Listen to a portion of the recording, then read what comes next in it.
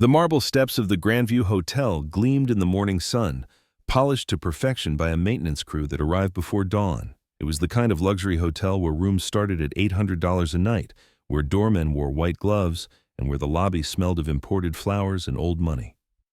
On the third step from the bottom, partially hidden by an ornate planter, sat a black man in his early 60s.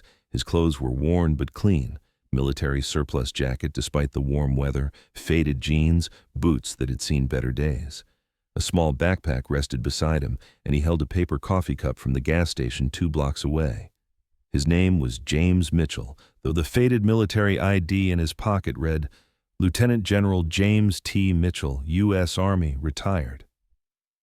James had been sitting on these steps for 3 mornings in a row, watching the hotel that stood on land he'd purchased 23 years ago.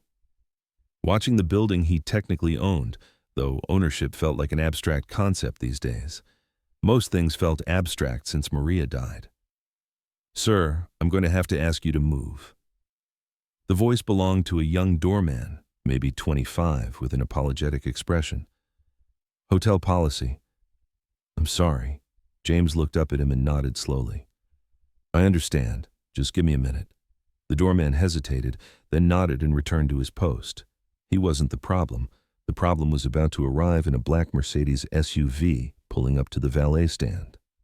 Marcus Whitfield, Executive Vice President of Whitfield Development Corporation, stepped out of his vehicle without acknowledging the valet.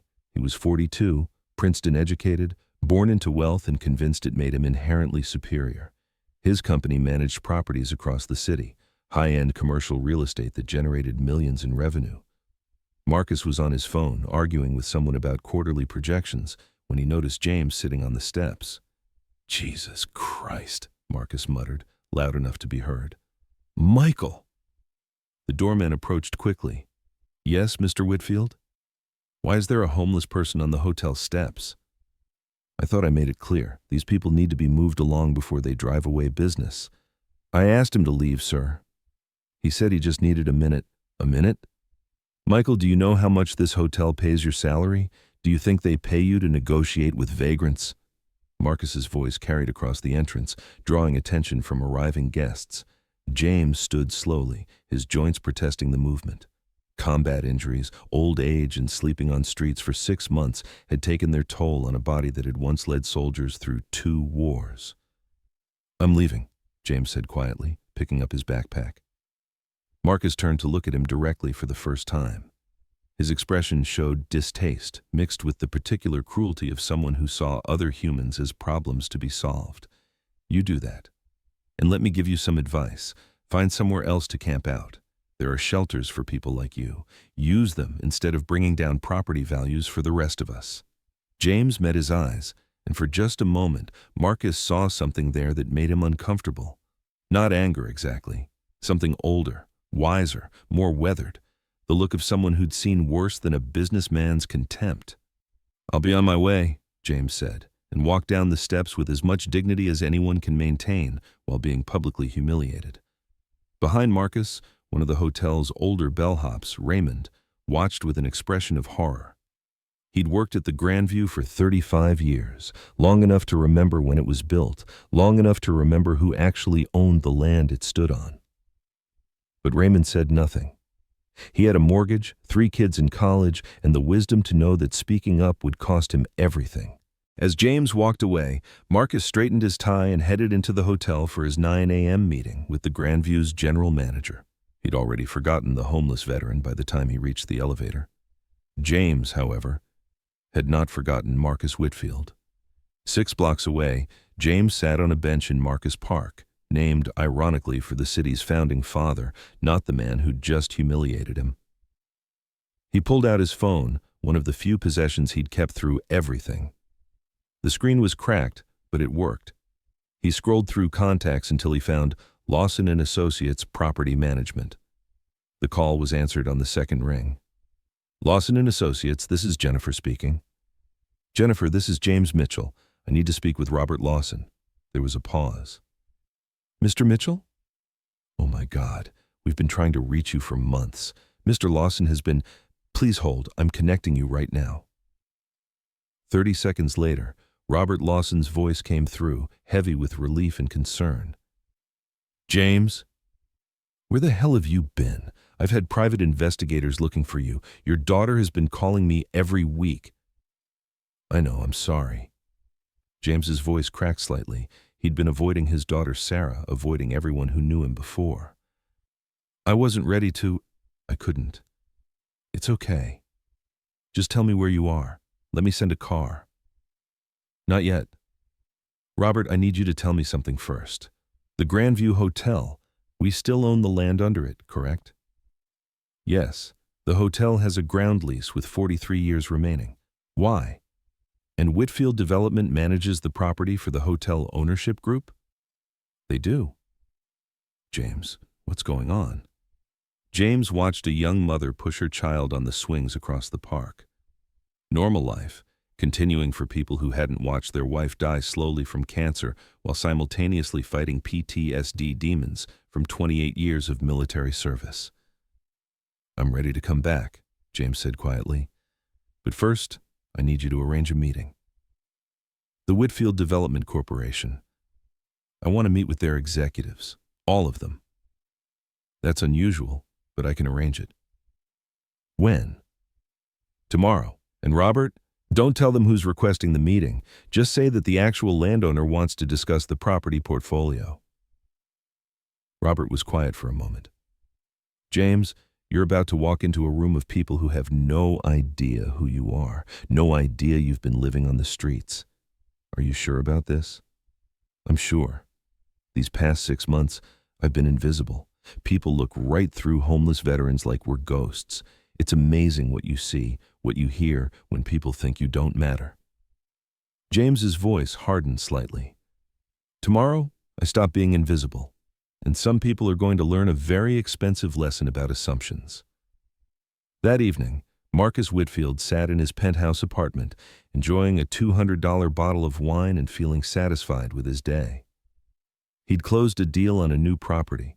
His bonus projections looked excellent, and his assistant had already drafted the termination paperwork for that useless doorman who'd let a vagrant sit on the hotel steps. His phone rang. The office, calling after hours. Unusual. Whitfield. Marcus, it's Gerald. Gerald Chen, the managing partner of Whitfield Development. We have a meeting tomorrow at 10 a.m. The landowner of the Grandview property wants to discuss the portfolio. Marcus frowned. The landowner? That's been some absentee LLC for years. Why now? Apparently they want to review our management. All senior executives need to be there. Conference room A. Look sharp. This is a major revenue account. After hanging up, Marcus pulled up the property files on his laptop. The Grandview sat on a prime downtown lot, one of several properties managed by his company where they didn't own the land, just managed it for the building owners who leased the ground. The actual landowner was listed as Mitchell Holdings, LLC, established 2001. Mitchell, common name. Probably some tech millionaire or real estate investor who'd bought up downtown land during the dot-com bust and had been collecting lease payments ever since. Marcus made a mental note to be charming tomorrow. Landowners were easy. They cared about one thing: money. Show them good revenue numbers, promise continued growth, keep them happy.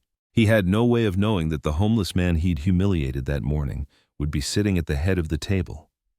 James spent that night in a hotel, not the Grandview, but a modest chain near the airport. His first real bed in 6 months. He couldn't sleep, partly because the mattress felt too soft after months of concrete and cardboard, partly because tomorrow he would face people as himself again.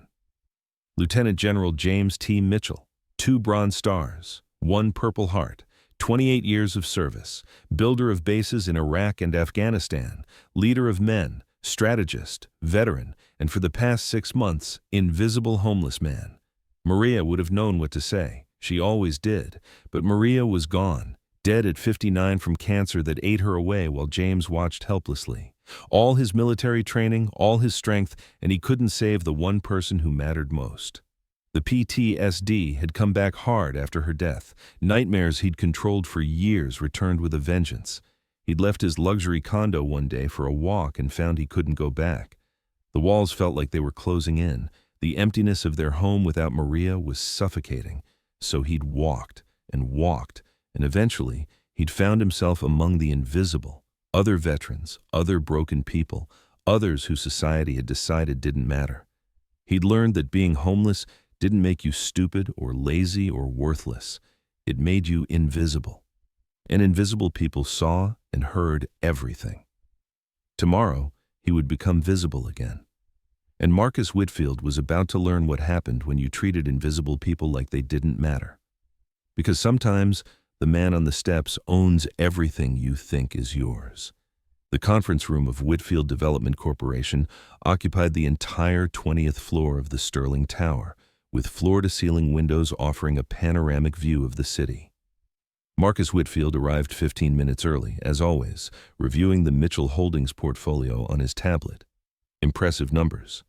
The LLC owned ground leases on 7 prime downtown properties, including the Grandview Hotel, 2 office buildings, and a mixed-use development.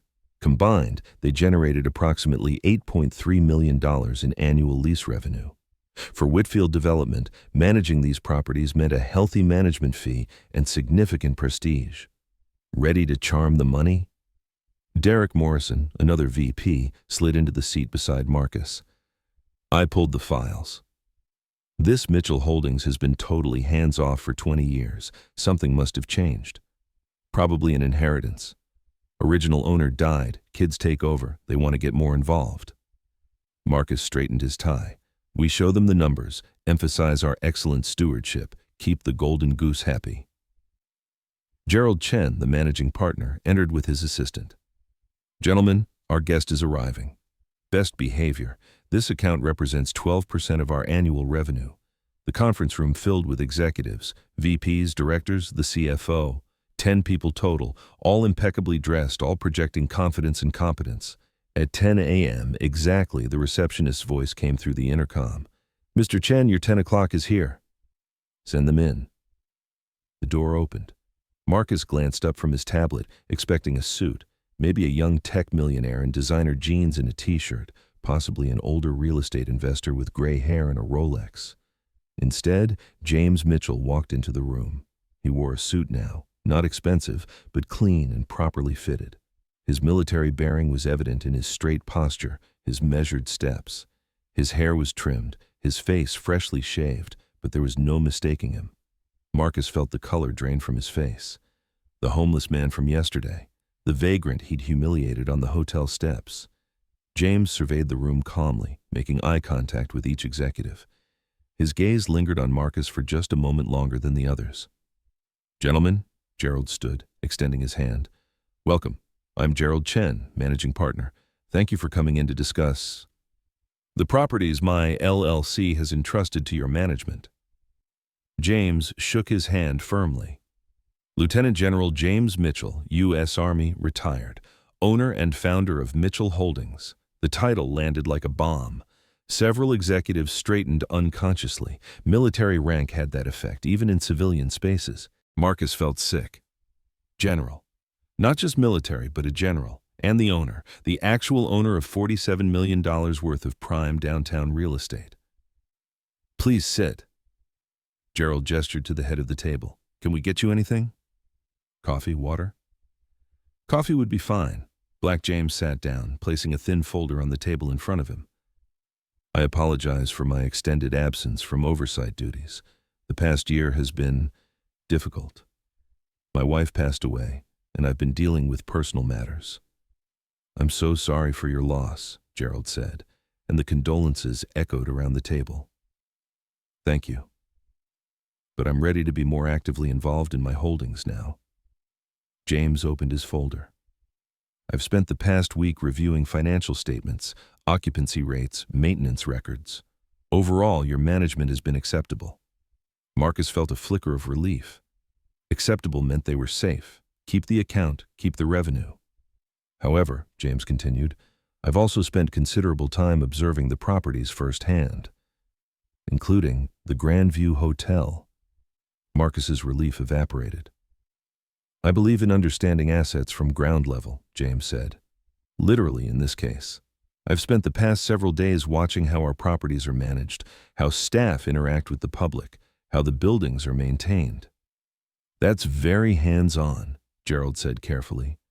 Most of our landowners prefer to review reports rather than conduct field visits. I'm not most landowners. I'm a veteran who spent 28 years leading soldiers.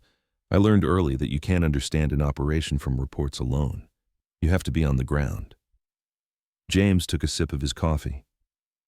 Which brings me to yesterday morning. The Grandview Hotel, approximately 8:45 a.m. The room went silent.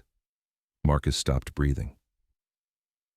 I was sitting on the hotel steps, James continued, his voice conversational, but with an edge that made several executives shift uncomfortably. Observing foot traffic, building maintenance, guest services, and I was approached by a doorman, Michael, I believe his name was, who politely asked me to move. Hotel policy.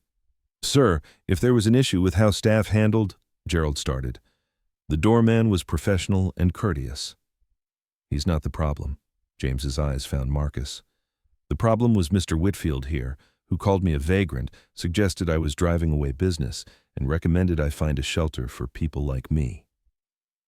Every eye in the room turned to Marcus. There was a misunderstanding, Marcus stammered. You didn't realize I was the landowner? James's voice remained calm, almost pleasant.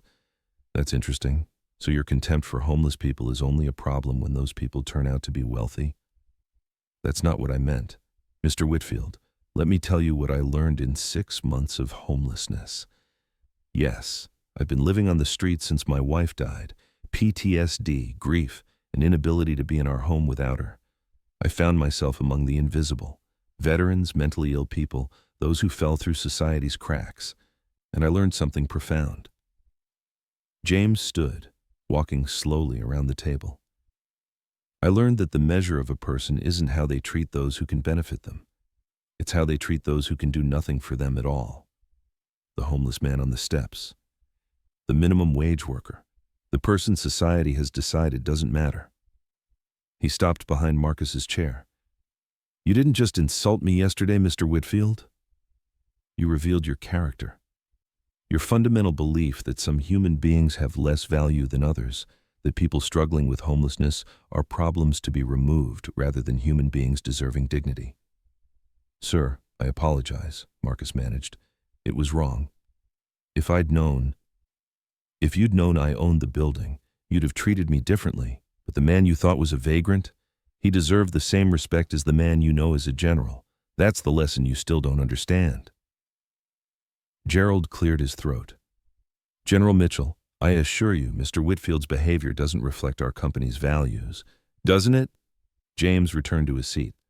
I've spent the past week researching your company, Mr. Chen, reading employee reviews, talking to building staff, examining your corporate culture. What I found is that Mr. Whitfield's attitude is systemic.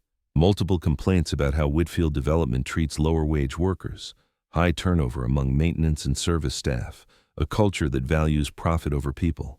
He pulled several documents from his folder. I have testimonies from a janitor at the Grandview who was denied medical leave when his daughter was hospitalized, a security guard who was fired for questioning unsafe working conditions, a maintenance worker who reported wage theft and was subsequently terminated for performance issues. Gerald's face had gone pale. We were not aware. You weren't aware because you didn't care to look. The same way Mr. Whitfield didn't see a human being on those steps, he saw an inconvenience. James stacked the papers neatly. Here's what's going to happen. Effective immediately, Mitchell Holdings is terminating its management agreement with Whitfield Development Corporation. The room erupted in shocked murmurs. Gerald stood. General Mitchell, please. Let's discuss this. We can address these concerns. The termination clause in our contract allows for 60 days' notice. You have 60 days to transition all properties to new management. James stood. I'll be interviewing replacement firms that specialize in ethical property management, companies that understand workers are assets, not expenses. This will cost you millions in transition expenses, the CFO interjected. Finding new management, restructuring contracts. I can afford it. I'd rather lose money than continue enabling a culture of cruelty. James picked up his folder. Mr. Chen, you'll receive formal termination notice by end of business today. Wait, Marcus stood suddenly. I'll resign. If that's what it takes, I'll resign. Don't punish the entire company for my mistake. James looked at him for a long moment. Mr. Whitfield, I appreciate the gesture, but this isn't about you personally anymore. It's about a system that hired you, promoted you, and never questioned behavior that was apparently obvious to everyone except management.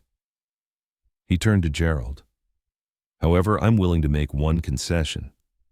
If Whitfield Development can demonstrate genuine commitment to change, diversity training, revised employee policies, third-party audit of workplace practices, and yes, Mr. Whitfield's termination, I'll consider reducing the termination period to 6 months. That gives you time to reform without destroying the company. Gerald looked at Marcus, then back to James. The calculation was visible on his face.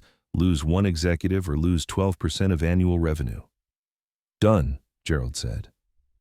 Marcus, I'm sorry. You're terminated effective immediately.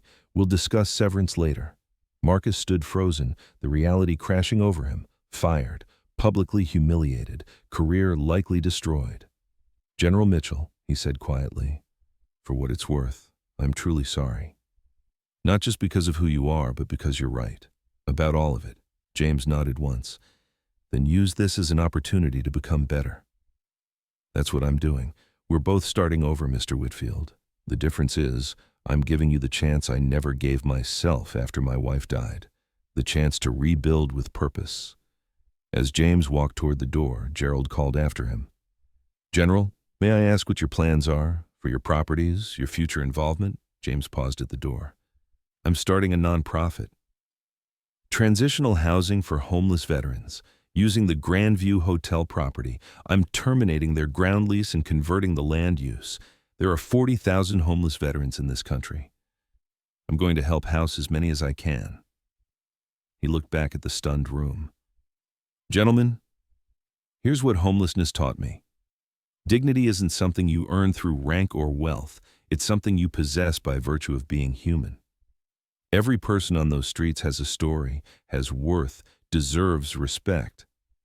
I lost sight of that in my own grief. Mr. Whitfield lost sight of it in his privilege. But we both have the opportunity now to remember. James left the conference room, leaving behind executives scrambling to save their company and one former VP, contemplating the cost of cruelty. 6 months later, the construction barriers came down around what had once been the Grandview Hotel. The luxury property was gone, transformed into something the city had never seen, the Mitchell Veterans Transitional Housing Center. James stood across the street, watching the sunrise illuminate the building's new facade. It wasn't fancy anymore. No marble, no chandeliers, no $800 a night rooms. Instead, it housed 120 individual units for homeless veterans, a medical clinic, counseling offices, job training center, and communal spaces designed to rebuild not just shelter, but community. Dad, it's beautiful. Sarah Mitchell-Torres stood beside him, her hand in his. His daughter had flown in from Seattle the day James finally called her, 6 months ago. She'd cried for an hour, then immediately started helping him rebuild his life while he rebuilt the hotel. Your mother would have loved this, James said quietly. She always said my military skills were wasted in retirement, that I should be leading something that mattered. She'd be proud of you. I'm proud of you. The grand opening was scheduled for 10 a.m. Press was coming, city officials, veterans organizations. But James had arranged for a soft opening the night before, bringing in the first residents from the streets he'd lived on. Among them was Tommy, a Marine Corps veteran who'd held the overpass on 5th Street for 3 years. Rita, an Army medic who'd saved lives in Afghanistan and couldn't save herself from addiction after discharge. Carlos, who'd lost his legs in Iraq and his home to medical debt. 20 veterans had moved in last night. By month's end, all 120 units would be filled. General Mitchell? A voice behind him.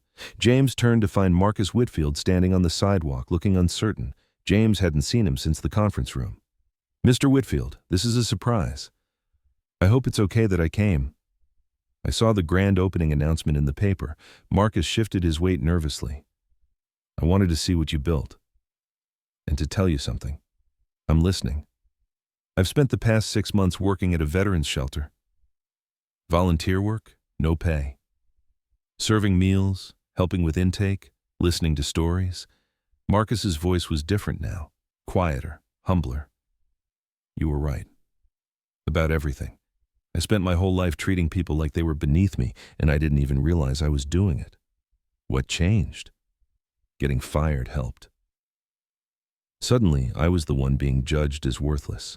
Blackballed from the industry, my reputation destroyed. I got a taste of what it feels like to be invisible. Marcus looked at the building. I'm not comparing my experience to homelessness, but it gave me perspective I never had. James studied him carefully. What do you want from me, Mr. Whitfield? Nothing. I just wanted you to know that what you did, firing me, destroying my career, it was the best thing that ever happened to me. I was becoming something terrible, and you stopped it. Marcus extended his hand. Thank you.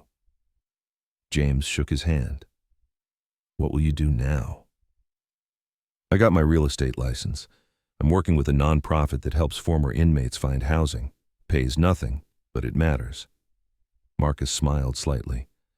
Turns out I'm good at property management when I actually care about the people living in those properties. After Marcus left, Sarah squeezed her father's hand. That must have felt good. It felt necessary. Accountability isn't about revenge. It's about creating consequences that lead to growth. James checked his watch. Come on. We have veterans to welcome home.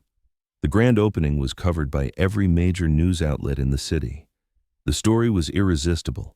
Decorated general who became homeless, rebuilt his life, then used his wealth to house other veterans. But the moment that went viral wasn't James's speech or the mayor's proclamation. It was when Raymond, the elderly bellhop from the Grandview, approached James during the reception. General Mitchell, I don't know if you remember me.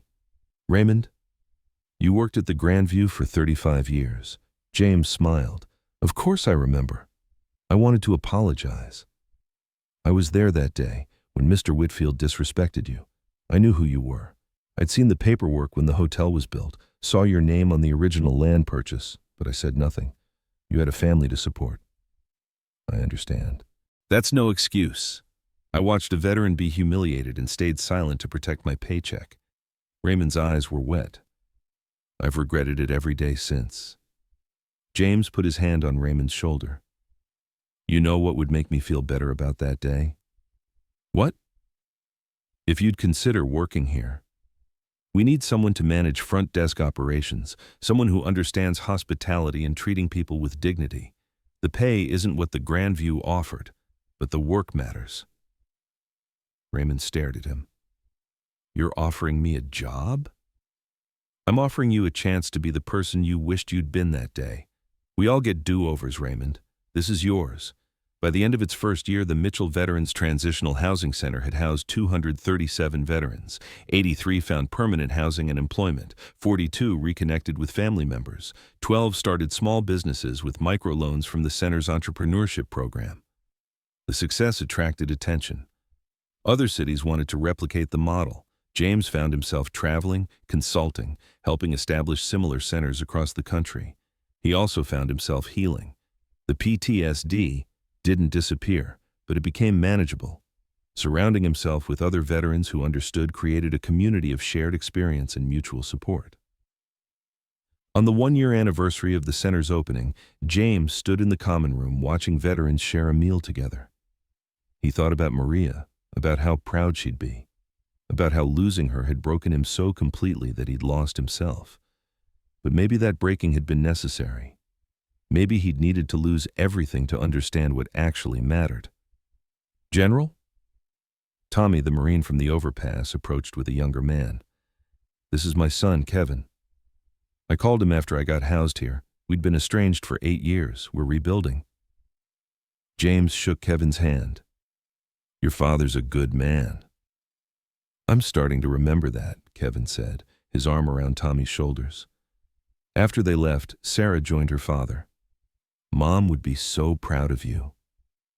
I'm just paying forward what others did for me." After I came back from Iraq, the VA helped me process what I'd seen, what I'd done. Without that support, I'd have been one of these guys decades ago. James looked around the room. Every veteran here served honorably. They deserve honor in return. "What's next for you?" James pulled out his phone, showing her architectural plans. "There's an old warehouse district on the east side. I'm buying the entire block. We're going to build affordable housing, not just for veterans, but for anyone who needs it. Mix of studios and family units, support services on site, job training, childcare." "Dad, that's a $50 million project." "I have $127 million in assets, Sarah. Your mother and I lived simply, invested well. What am I saving it for?" "Can't take it with me. Might as well use it to build something that matters." Sarah hugged him tightly. "You've changed. Homelessness changed me. Losing everything stripped away all the ego, all the pride, all the assumptions about who I was. And what I found underneath was simpler, just a man who wanted to help people." James looked at his daughter. Turns out that's enough. 5 years after the conference room confrontation, James Mitchell was featured on 60 Minutes. The segment profiled his network of veteran housing centers, now in 12 cities and housing over 3,000 veterans annually. The interviewer asked the inevitable question, "General, do you regret the 6 months you spent homeless? If you could go back, would you avoid that experience?" James thought carefully. "Those 6 months were the hardest of my life. But they taught me something I couldn't have learned any other way, that every human being has inherent worth regardless of circumstances. That homelessness doesn't mean worthless, that the man sleeping on the street might be a veteran, a father, a person with skills and dreams and stories that matter." "And what about Marcus Whitfield, the executive who humiliated you?" "Marcus teaches at our job training program now. He's remarkably good at it. Sometimes the people who hurt us become the best advocates for change because they understand the cost of cruelty firsthand." Final question. What do you want people to remember about this story? James looked directly into the camera. That dignity isn't conditional. You don't earn the right to be treated with respect through wealth or rank or success. You possess that right by being human. And if you can't see the humanity in someone sleeping on the street, you're not seeing clearly. Because that person could be a general, or a teacher, or a parent, or simply a human being who deserves to be seen. The segment ended with footage of the Mitchell Veterans Housing Network, dozens of buildings across America, housing veterans who'd served their country and were now rebuilding their lives. In his modest apartment, Marcus Whitfield watched the interview with tears in his eyes. On his wall hung a framed photograph from his first day volunteering at the shelter, the day he'd started learning what it meant to see people instead of problems. And on a bench in Marcus Park, a current homeless veteran watched the interview on his phone, borrowed from a passerby. When it ended, he stared at James Mitchell's face on the screen. "If a general can come back from this," he whispered to himself, "maybe I can too." He stood up, shouldered his backpack, and started walking toward the nearest Mitchell Veterans Center. Because sometimes the man on the steps is more than he appears. And sometimes losing everything is the beginning of finding what truly matters.